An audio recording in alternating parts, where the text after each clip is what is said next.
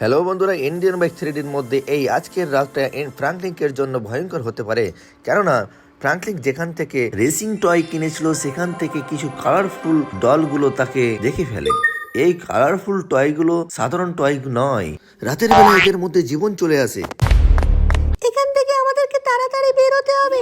তা তো ঠিক আছে, তুমি এই গেটটাকে খুলো, না হলে তো না খুলতে পারবে তো ভেঙে দাও। বাহ বাহ, চলো এবার ভাগো। এবার ভাগতে ভাগতে আমরা পৌঁছে যাবো ফ্র্যাঙ্কলিনের বাড়িতে। এই ডলগুলো ফ্রাঙ্কলিংকের বাড়িতে কেন যাচ্ছে এটা আমরা দেখতে পাবো ভিডিওর শেষে, তাই ভিডিওটা শুরু থেকে শেষ পর্যন্ত দেখতে থাকো।